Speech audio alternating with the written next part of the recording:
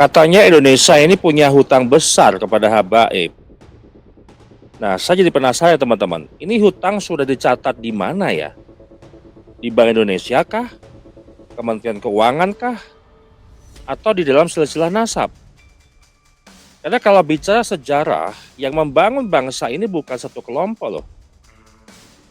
Mereka ada petani, ada guru, ada santri, ada ulama kampung, ada tentara, ada nelayan, ada buruh, dan bahkan jutaan rakyat Indonesia yang biasa tanpa ada pengaruh kekuatan yang namanya bahkan nggak pernah muncul ataupun masuk dalam buku sejarah. Nah, kalau ada jasa dakwah dijadikan alasan bangsa harus berutang selamanya, katakanlah bangsa Indonesia, maka guru ngaji di kampung justru krediturnya lebih besar. Mereka tuh mengajar 30 tahun tanpa popularitas, tanpa kamera, tanpa panggung VIP, tanpa protokoler pejabat, atau mobilisasi massa. Nah, ini Indonesia ini berhutang apa kepada Habaib? Atau jangan-jangan sebenarnya Habaib yang berhutang besar kepada Indonesia? Negara kita aman, rukun, bersatu, dan gotong royong. Itu siapa yang mengajarkan itu semua? Para ulama, para habaib. Itu sebabnya hutang kita kepada para ulama, hutang kita kepada para habaib begitu besar. Hutang kita kepada para habaib begitu besar.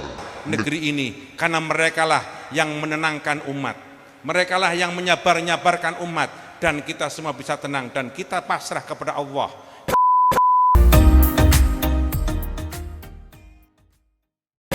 Assalamualaikum warahmatullahi wabarakatuh, sahabat Charlie dimanapun berada. Pembahasan kita hari ini ada sebuah statement ya dari Ketua MPR bahwa hutang kita bangsa Indonesia kepada Habaib itu besar. Nah, yang mau kita bahas ini bukan mengkritik personalnya ataupun individu Ketua MPR yaitu Ahmad Muzani, tapi yang saya ingin bahas hari ini adalah pola narasi kolektif yang menganggap kelompok tertentu ini memiliki jasa historis yang luar biasa, sehingga bangsa Indonesia memiliki utang permanen kepada mereka. Dan kelompok mereka inilah kelompok Habaib. Nah, saya ingin pisahkan terlebih dahulu teman-teman ya, antara ulama Nusantara secara umum, kemudian Habaib secara umum, dan Ba'alawi sebagai kelompok nasab tertentu. Ya, karena ketiganya sering dicampur dalam satu narasi. Ketiganya sering dicampur dalam satu pernyataan, satu kalimat.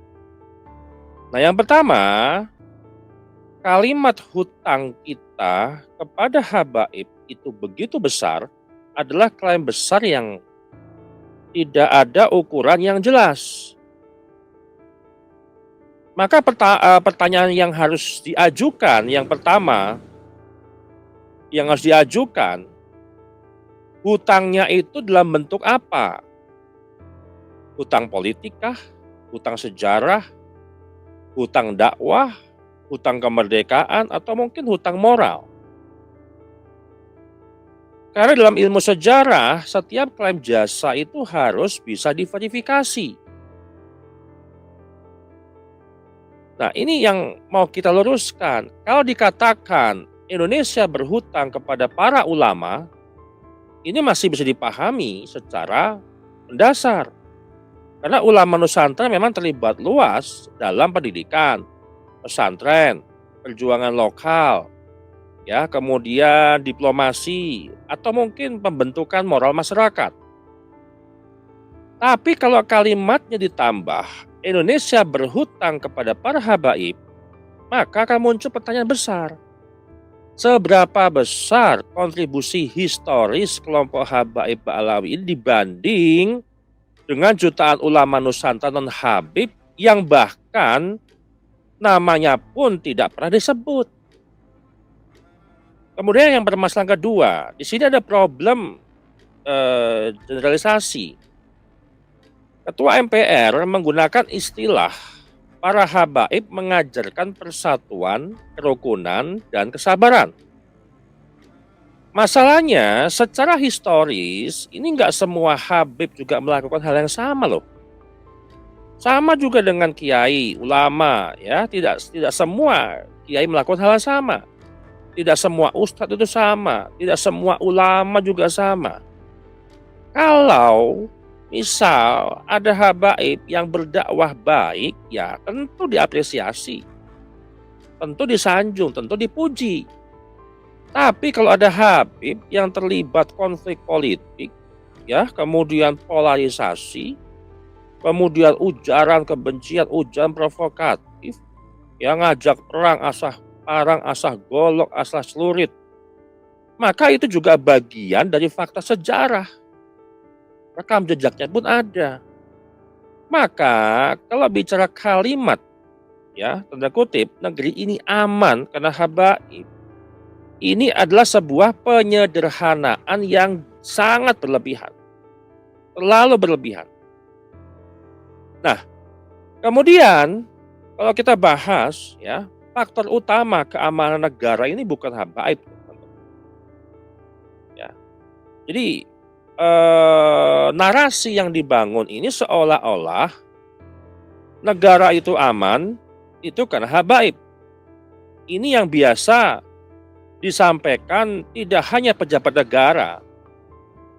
Nah, secara ilmu politik, stabilitas negara itu ditentukan oleh konstitusi, kemudian aparat keamanan, kemudian institusi hukum, kemudian birokrasi, kemudian ekonomi, kemudian pendidikan juga, atau mungkin masyarakat sipil. Bukan satu kelompok dakwah tertentu, apalagi habaib. Harusnya Ketua MPR itu paham hal ini, karena MPR bagian daripada lingkaran lembaga kenegaraan. Kalau kita lihat, kita pahami logika dari Pak Ahmad Muzani yang ketika bernarasi kemudian diterima secara penuh, maka muncul pertanyaan. Mengapa negara-negara maju yang tidak memiliki habaib itu juga bisa aman? Misal, Jepang, Korea Selatan, Finlandia, mereka aman bukan karena habaib. Ya, mereka aman karena institusi negara itu berfungsi dengan baik. Nah, di sini ada unsur politik simbolik yang bekerja. Ini bagaimana yang mau kita bahas, teman-teman. Dalam komunikasi publik, dalam komunikasi politik juga, pejabat sering menggunakan simbol agama untuk memperoleh legitimasi moral, legitimasi sosial. Logikanya apa? Pejabat itu membutuhkan massa. Tokoh agama itu membutuhkan akses kekuasaan. Ini simbiosis mutualisme. Maka terbentuk hubungan yang saling menguntungkan. Nah, skemanya adalah pejabat itu memberi sebuah pengakuan. Dan tokoh agama ini memberi legitimasi moral. Inilah yang dalam ilmu politik sering disebut sebagai hubungan patronase simbolik. Nah, maka publik luas juga berhak bertanya, apakah pernyataan itu murni penilaian sejarah atau bagian dari komunikasi politik kepada basis jamaah tertentu, terutama kepada habaib. Karena saya melihat banyak pejabat negara itu berhasil direkrut oleh habaib, dan juga habaib itu juga berhasil membuat pejabat negara itu mempromosikan atau memarketingkan nasab Alawi ini ke publik secara simbolik. Nah, dalam sejarah Indonesia, tokoh utama yang berdakwah itu jauh lebih besar dari satu kelompok nasab. Kita hitung aja berapa habaib di Indonesia. Dengan ulama ataupun kiai ataupun ustadz, ya, dari kota sampai dengan ulama yang di desa, kampung, itu jumlahnya banyak. Mereka tidak menyebut kelompok. Ya, ulama-ulama, ya, kiai-kiai. Nah, ini bedanya dengan Ba'lawi yang menyebut itu kelompok nasab, kelompok simbolik, ya, yang ataupun kelompok elit, ya, yang mereka klaim lebih mulia. Nah, kalau bicara Islamisasi Nusantara, maka yang berperan itu adalah ulama pesantren, para wali, pedagang muslim, kerajaan Islam, guru kampung, penghulu, ya, mubalik lokal. Atau mungkin yang lebih terkenal itulah Wali Songo. Itu jauh sebelum Habaib datang itu Wali Songo sudah berdakwah di Indonesia. Kenapa nggak disebut? Secara ulama dan Wali Songo. Padahal Wali Songo itu yang berperan besar itu mengislamkan Nusantara. Ribuan tokoh bahkan tidak diketahui nasabnya juga. Jutaan guru ngaji yang ada di desa, di kampung nggak pernah mendapat panggung nasional. Tapi mereka mengajar Al-Quran loh. Selama puluhan tahun mengabdikan dirinya untuk mengajarkan orang bisa baca Al-Quran. Nah pertanyaannya, mengapa ketika membicarakan jasa Islam ya, ini selalu dikaitkan dan selalu disorot kepada kelompok elit mazhab, itu habaib. Mengapa guru ngaji, desa itu jarang disebut? Ini kritik sosial yang saya pikir itu harus kita kritik gitu loh. Nah, apalagi kalimat yang menyatakan bahwa mereka itu menenangkan umat. Ini habaib yang disorot gitu ya. Bahwa mereka merasa menenangkan umat. Kalau ini kita balik menjadi pertanyaan kritis, maka pertanyaannya adalah kalau benar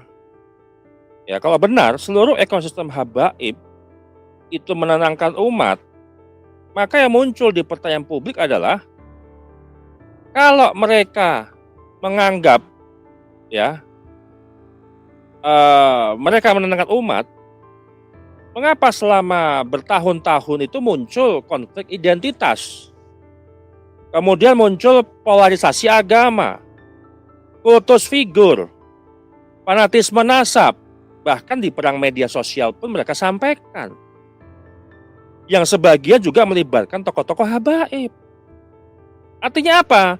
Realitas itu jauh lebih kompleks daripada narasi. Habaib menenangkan umat. Oh, ini ada yang menenangkan, ada yang memobilisasi, ada yang mengedukasi, ada yang berpolitik. Ya semua harus dilihat secara objektif, gak bisa digeneralisasi secara subjektif. Nah, benarkah habaib yang berhutang atau negara yang berhutang sebenarnya? Ini jangan sampai kebalik. Mereka memberikan statement bahwa kalian harus berterima kasih kepada para habaib. Nah, sekarang menjadi pertanyaan dasar, negara habaib yang berhutang kepada negara atau negara yang berhutang kepada habaib? Ya, karena negara Indonesia juga telah memberikan kepada mereka posisi sosial tinggi, penghormatan simbolik, panggung dakwah yang luas, akses politik, akses birokrasi, bahkan jaringan ekonomi sosial kepada tokoh-tokoh habaib. Maka relasinya nggak satu arah, teman-teman. Nah, apakah Indonesia berhutang kepada habaib atau justru sebagian habaib juga memperoleh keuntungan sosial yang sangat besar dari Indonesia? Ini yang harus menjadikan kritik ataupun ini yang harus dipertanyakan. Bukan sebaliknya, Indonesia berhutang banyak kepada habaib. Gitu loh. Nah, jadi teman-teman yang kita ambil secara mendasar, ini bukan kritik terhadap tokoh ataupun personalnya Ketua MPR Ahmad Muzani, bukan.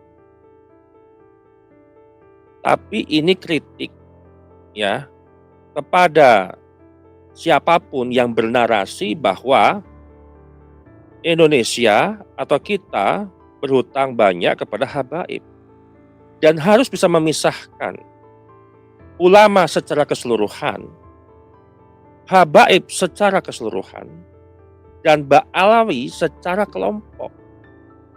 Ini harus dibedakan dan tidak boleh dicampur dalam satu narasi. Nah, kritik yang saya sampaikan ini mengapa jasa bangsa yang sangat kompleks direduksi menjadi satu jasa dari kelompok habaib. Mengapa jutaan ulama Nusantara yang non habaib tidak mendapatkan glorifikasi yang sama? Apakah pernyataan itu fakta sejarah atau retorika politik di depan jamaah? Dan apakah hubungan pejabat dan elit dakwah tertentu telah menciptakan ekosistem saling legitimasi yang membuat kritik menjadi tabu? Demikian dari saya. Mudah-mudahan teman-teman paham dan bisa memaknai apa yang saya sampaikan. Saya ucapkan wassalamualaikum warahmatullahi wabarakatuh.